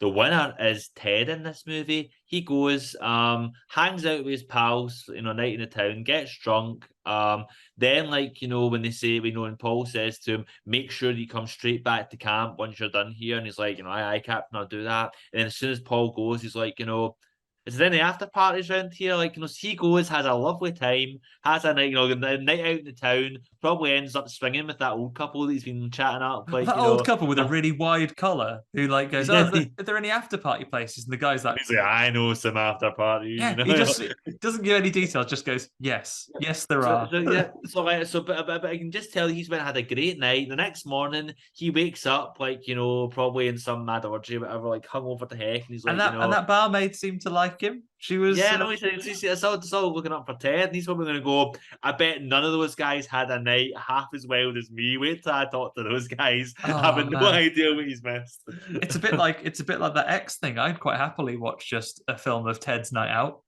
Yeah, you know, like Ted's crazy night out, and it's just like all the hijinks he gets up to. Like, but we're totally unaware of the fact all the various points he's narrowly avoided being murdered over the course. Because of it. you know, a lot of people are saying, "Oh, do you want to stay in?" Because the people that were naughty and went to Camp Crystal Lake, they've got to stay in and watch the camp. And then a couple of people, I feel real bad for Mark because they go, "Oh, do you want to go out?" And he goes, "Nah, I'll stay." And I was like, "Mark, you idiot! You could have got away with this, but you're right. You could have been like killing it with Ted, you know, instead of being. You could have been out on the town with Ted, and Ted as well. Like you'd think that he was one that was done for because he has a little bit more play than some of the others. Yeah, that's what I'm saying, because obviously you can understand the background extras, like, you know, getting written out, but he's a guy who's an actual character. Not only is he an actual character, he is the character who always dies, which is he's the character who keeps on playing pranks on everybody, you know, and then has the costume so that someone else can take the costume and go like, oh, this isn't the prank, this is real this time. That guy always has to die, like, you know, for then the kind of payoff. So it's like he's seen his destiny. He's like, the only way I can win this game is by not playing. So I've gone. Yeah, I've gone out. Yeah, and you're right. He's got all the gimmicks. He's the video game guy. He is the caveman. Tell you what, he's done a good show out of this. He's also pretty stacked. He's got his old six pack out there. Yeah, no, that's what I'm saying. He even gets cut off, like, you know, and he survived. You know, he's got the full Camp Crystal Lake experience. You know, being a bit of a goofy weirdo, doing pranks, getting his kit off, like being horny, like, you know, he's done all the stuff apart from dying. Like, you know, he's got the full Camp Crystal Lake experience for all the good stuff. Yeah, I think if they do bring back the series, I think Ted is one we need to see make a return. Like he could be the one that's reopening the camp. He's like, in my experience, nothing bad has ever happened here. Like, you know, I've only happy memories of being at Crystal Lake. He still thinks it's a hoax because he never saw any of it. Yeah, that's great. And then they go downtown. This is also where we get the child psychology bit, because when Ginny and Paul are out, they say, so just going to put together a real spitball theory here, but Jason, he probably doesn't even understand death, actually. But the first thing he saw was his mother dying. He'd go, you'd lose it, wouldn't you? And she goes, oh, yeah. She says, oh, he's got the mind of... I mean, I won't repeat their lines because I think half of the cast with modern eyes managed to get themselves cancelled with how they describe. There's some dialogue. I'm thinking, especially for a child psychology major, you're going to use language like this. You don't deserve to have this job. Yeah, surely, even in 1980s, someone who was working this in an academic field would probably frown on this language. So yeah, probably don't say that. Maybe that's like year 2 of a PhD or something like that. They haven't covered it yet. You get told these are the bad words you can't say. Yeah, first year you just call it what you want, and then they'll drill down on that a bit later. It's baby steps. Yeah, once you've learned out why it's bad to describe things this way, then we'll go that way. Meanwhile, though, everyone else down in not Crystal Lake, the camp adjacent to Crystal Lake is having a whale of a time. Fake, we call it. Yeah, so Camp Crystal Fake. Oddly enough, one of the first people to get targeted is the one that is doing the least transgressional or sexual thing there. She is naked and going for a swim, but she appears to be doing it for fitness reasons. Yeah. She's just being social, like healthily conscious. Yeah, she goes, right, I'm going for a swim. Don't want to, like, obviously I'm at camp. I'm going to be swimming most days. I don't want like my swimmers all damp in the morning. I'll go for a Naked swim. naked Just, swim. just be efficient. And every time I tell you, I've seen this movie like 3 times now. I know, and every time I watch this movie, I forget that it's the creepy guy stealing her clothes and think it's Jason that's stealing her clothes. And I'm like, oh, Jason, you're a bit of a perm. And then I remember, like, No, it's just some fella. But he then gets captured and is hanging upside down for a little while. So he gets like caught in a classic like stick of the dump trap. He gets like little noosed around the leg and he hoisted up there. I think, to be fair, he's quite lucky that because I think the lady would have absolutely beaten shit out of him because he's teasing her. He's still a decade. Brass knucks, Yeah, and she is absolutely stacked. She's like the fitness character. That's her. Yeah, that's her campus. I don't know. Maybe it's like 9 letters. This is great. I'm tied up upside down. I'm gonna get beaten up by this old lady, and it's disappointed. It's like, oh, come on, let us down. This is probably quite dangerous. Fine, I'm gonna go find a knife and cut you down. But while she steps away to get it, Jason rocks up and slits his throat. Bleeds him out. Meanwhile, like his weird cross-eyed look at Jason as he's coming up. Yeah, a great bit of facial acting there. Just again, we see just like the last thing he sees for his throat, so it's like Jason's crotch eye level, and it's just like yeah, because it'd be really hard to get the perspective. Who's this big fella? Yeah, I can't really tell it is from the crotch. Meanwhile, though, those characters. So the sporting characters here are, she's out there doing a swim, but the people are actually transgressive. The people that are really doing their best to do some fucking are the others. One's a couple, that's understandable. She's like, hey, no more arm wrestling with this fella. Come off with us. But the horniest character in the entire film is this girl that's talking with Mark. So you guys, the best line in the movie when she's like, when he goes to arm wrestler, she's like, all I need is your fingers, and he looks like, what? And then she goes, for this game, it's like, oh, you need your fingers for this game. And then as soon as she, what game we're playing? Oh, the one with the puck, which sounds a little bit like fuck. And she's like, what? And she's like, oh, what are we playing for? And she's like, position. This is honestly, that makes Austin Powers look like a real straight-laced, sensible, respectable guy. To be fair, Mark just looks delighted. He's like, "This is like my lucky night." Yeah. So yeah, Mark's dead pleased. After they do go on though. They don't just like say, oh, we're flirting, so we'll just progress it from here. She does complete the game. They do finish the Tiger Electronics hockey game. Like have like standards, like of the competitive spirit. You can't just let hormones get totally in the way. Yeah, so they do want a game. So they do have one, and then they have a little smooch after it's over. And said, "Oh, do you want to stay in my cabin tonight?" Yes, please. Right, I better go and get some stuff then. I'll be right back. Oh, is this the first example of "I'll be right back"? I think it's said in Halloween. Oh, so they've taken it from there. So in many ways, though, this is the power of the first follower. So if Halloween have said it, is it Friday the 13th Part 2 that have made it a trope? They've cemented it, picking that up. It's great. They can't. You don't have one without the other. If it was just one line in Halloween, Scream would have had nothing to go on. So there has to be a trope.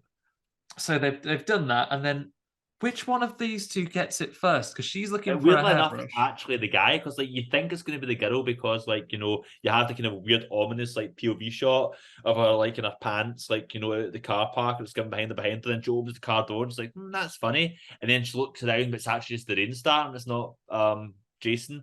So then it goes back to Mark outside, and he's out in the porch. And for me, it's like, I don't know if this was intended as a visual gag, but I think it's a genuinely hilarious visual gag, which makes me laugh every time, where Mark's on the chair and he's rolling up to the edge of the stairway, and you have this really, really long shot, which is a kind of POV shot from behind him, and it's sort of getting closer and closer and closer to the back of his head. And of course, you're thinking someone's coming at him from behind. And it's doing this closer and closer and closer. And the machete comes from the front instead and hits him in the face.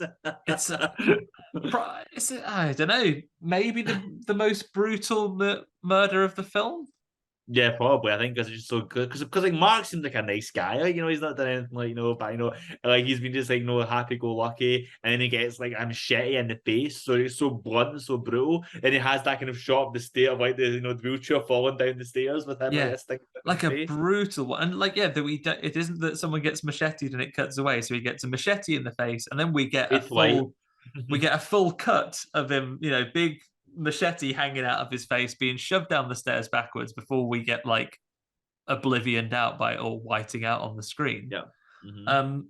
Yeah, like a real brutal scene, this one. And then his date, apologies, I didn't have a name in front of me, but oh no, she is still out looking, because next we see the couple in bed. She dies later on. She dies after the couple's skewered.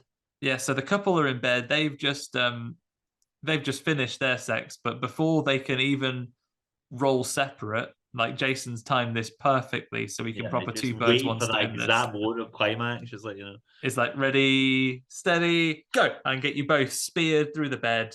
That's them. That's them done for. And this is, it feels like we're rattling through it at this point, but this is where it really escalates. We have had a couple of cuts back and forth towards other people coming home, the guys choosing to stay at the bar or head home or have you. Yeah, cuts back and forth at this point between them. But we are coming along here where, and I will say the kind of like skewering in the bed scene is like, one, it's like a really quite effective death scene, but I think that's a lift from Bay of Blood. Like the Mario Bava movie, that had a similar scene with the couple having sex in the bed, and there's I think there's a pitchfork in that gets put through the bed, and they keep on having sex after being skewered together. Which is so might as well die doing what I loved. It might be Sandra, just looking at the people here. So Sandra then comes back in. He's looking around, looking for Mark. Hasn't checked outside, because why would you? It's raining. Yeah. And she finds the couple. This is the first time we see Jason's mask, isn't it? Yeah, because actually we don't see the couple, do we? Because they find that there's something in the bed, and it's Jason. He's thought, I know what I'm going to do here. I'm gonna hide the bed. I'm gonna pop out, and then she pulls the covers off. It might be Vicky, actually. Just looking at the face, obviously people have got more modern photos. Yeah, I reckon this is what this lady might look like. Are we thinking he was lying in the bed waiting for Vicky to come back, or are we thinking that after he'd done like skewering the couple, he thought that was a bit of like busy work? I'm exhausted. I'm gonna go for a wee nap. And he's it's a proper Goldilocks situation. If you've eaten too much porridge and sat at enough chairs, you're gonna be tired. Yeah, so so he goes for a wee nap, then Vicky rudely interrupts him. And if she hadn't came in, if she just seen there was someone in bed and left him to be for a wee snooze, maybe all this could have been avoided. Yeah, they could have just found him in the morning. It was a bit awkward, but so she unfurls him and he sits up. You're right. This is where we get the first look at him, and he kind of just hacks her up, right? Is he still? Yeah, essentially he gives her a wee slash, and she staggers backwards, and then instead of running away, she just kind of stands at the doorway and goes, "No!" for about 2 minutes while he slowly walks towards her, and then he gets out, he makes the bed. He's like, "Well, come on, got to be ready." He's still here. Yeah, and it's actually probably the tamest death as well, because rather than getting a machete in the face or getting his throat slit, essentially just stabs her in the gut, then leaves her to slowly die, essentially. Yeah. I guess if Jason has the mind of a child, you can imagine that there might have been a bit where, when you're a kid and you're playing hide and seek, it's one of the funniest things ever when someone hasn't quite found you. I can imagine Jason in the bed hiding under the covers, getting ready to hop out. But he gets Vicky, and then at this point, Paul and Ginny come back. Yeah.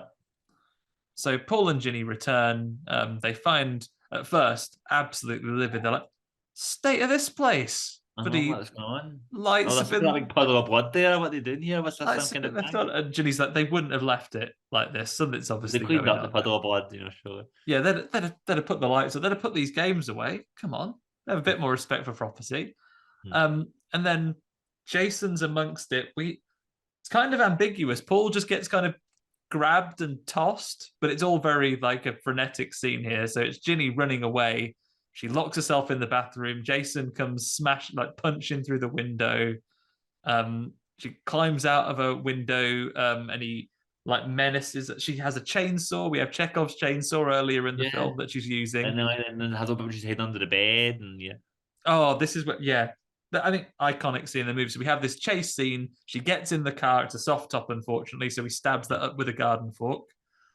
And at what point there's a bit of a chase, and then Paul comes back in there and has a fight with Jason, doesn't he? Yeah, so this is after, because I don't know, I'd made an assumption that Paul had been killed off screen, but of course never assume someone's been killed off screen in something like this.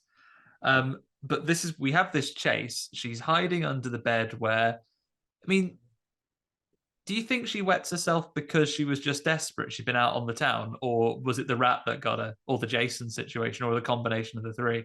I think it's probably like, first off, like, I know alcohol like runs right through you. Like, she was already in the bathroom a little bit, then she's like, I should have just gone for a pee, and then like, she goes, well, I'm just gonna let out now. No one's gonna bother about that. Yeah, I'm already tense because this whole Jason thing, and then there's a rat here.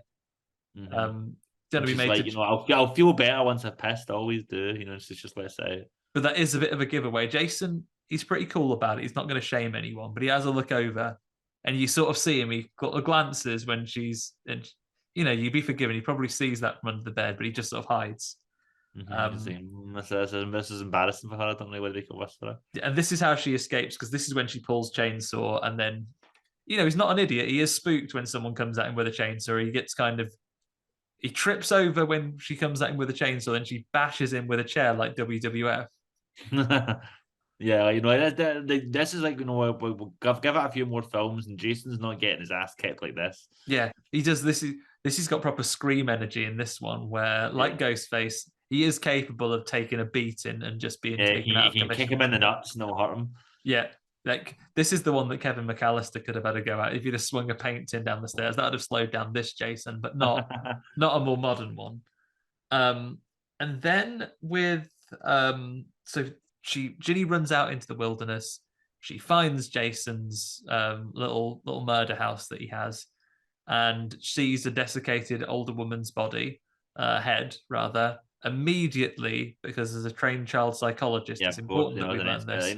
Year one, obviously they don't learn about the vocabulary like until year two, but year one's all about donning elaborate disguises. Yeah, and being able to like imitate someone personally to to fool a mentally scarred child. To be honest, it's not that good an impersonation. I feel like if Jason was coming after me, I probably could have got away with going, "No, oh Jason, I'm your mother, please don't," and it would work. I do recognize, she is wearing the jumper. I think this is legit. Yeah, so she sees the head. She sees it like it's almost like a shrine, like surrounded by these other bodies that he's brought there. So very quickly, as any child psychologist would do, she's put those clues together to go, right, shove this jumper on. Jason comes in. She goes, "Oh, mother's talking." At first, it's not going to work, but I think a lesser child psychologist would have bailed on the bit here, because at first she's like, "Oh, mother's very pleased with you, Jason. All the work's done now," and he's still making a move on her. He's got like a pickaxe that he's beat his way into the house with, and it looks like he's going to get her. She doesn't bail out of it though. She doubles down. She goes, "Oh, mother's talking to you, Jason. Actually, don't fuck about now." And the image here, we get kind of a Jason's eye view where he's filling in a lot of gaps. So we kind of get a wibbly wobbly effect, and he becomes. Ginny becomes his mom in the jumper. She's conjured her image, and she's got the voice down. I was gonna say though, like this is just as an aside here. I'm quite curious. Do you think that Pamela Voorhees was buried in like the kind of like jumper and camping clothes that she was killed in, or do you think that Jason knew that they were her favorite clothes, so like he changed it out of her burial dress after digging up her body to put it in these clothes? Yeah, maybe he just kept that. Maybe like very quickly he was able to swipe that. Or it does say that the legend has it that he's stealing what he needs. Maybe it's not her official jumper, but obviously it was the fashion of the time, obviously. Yeah. So he was able to pick that up just at the local store. Yeah, maybe. Yeah, or maybe I'm like I've only seen one of Mrs. Voorhees' outfits. Maybe she was like our whole wardrobe was just these jumpers. So she's like Charlie. Yeah, she's jumper. like Charlie Brown. You open it up and it's just like a rail of them. So Ginny's put it on and she's moving in for it. She's like, right, bloody got him. He's tricked. He's buying it. So she goes through and says, "Oh, Jason, come here and kneel down a second, will you?" And Jason's coming over to kneel down, and she's about to like bash him in the head, and then she unfortunately just steps across a little bit, and he sees her actual head, and he's like, "Hang on a minute, if that's my mom's head." And he's looking between the two for a second, and he realizes she's been rumbled. But that's when Paul comes back. Don't worry, he's not dead. He wrestles Jason a little bit more. They do the weakest kind of knockout ever and go, "Well, that's the end of that. Let's get you home." Or just leave, not even try and tie him up and then just leave him be. Yeah, she does. I guess she does take a bit of a cut in the leg in the scuffle. So goes, "Actually, come on, I'll give you some first aid." He takes her back to the thing. And this is where, okay, I guess I'll do it as presented first. So what happens here, sequence of events, they get back to the cabin. We see a little bit of a bashing or a knocking of the sounds, and they get ready. We get a great moment, which I think is another one of the iconic screenshots of the movie, where Ginny is like holding the garden fork while Paul goes to the door. They're ready to fling the door open, and face Jason or whoever's going to attack them. And it's the dog Muffin. Little Muffin's there, and Muffin hasn't been murdered. Shame on you if you thought Jason was a dog murderer, because Muffin's fine, actually. But then Jason smashes through the window behind them. He's unmasked because while they didn't tie him up or anything, they did take the time to unmask him when they'd defeated him, but not look at his face on camera. Jason comes through. We get it's almost like a slow... The film, it doesn't begin in slow motion. It kind of slows to slow motion, right? He comes to the window and it's like... it slows down to a crawl and then fades out. And then we go to immediately the next morning. There is no sign of Paul. There is no sign of Muffin. But Ginny is alive, and we see her being picked up by the ambulance. And they're taking her away, and she's asking where Paul is. But that's where the movie ends. We don't explicitly see what happened. So I read in... Oh, sorry, we have a final scene at this point. That final shot with the shrine. Every single time I watch this movie, I'm convinced that those eyes are going to open up, and it's like, but it doesn't. Well, that's the thing. I had to look this up. So I haven't seen some of the other series for a number of years, so I thought, okay, is it that we find out what happened to Paul in the start of the next one? Is it what's happened?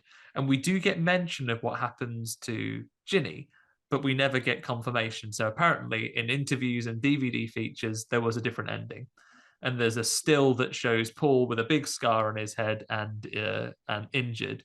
And in the original ending to the movie, you would have seen Ginny being taken away by the ambulance, and she's asking what's happening, and we get that shot of Mrs. Voorhees, except the eyes did open. Oh wow! So as you imagine, so maybe actually, I'm not sure how much I'm not sure if it is available on the DVD. I've not looked at the features, but then it may be available somewhere. I'm not sure if it was ever released on anything or whether it was. That would just have been a genuinely good scare. Logic be damned, that would have been great if they'd done that. Yeah. But apparently the original was that the face was going to smile and then open the eyes, and then that would be the implication. Never confirmation. You don't see Paul's body with an RIP over it or something like that.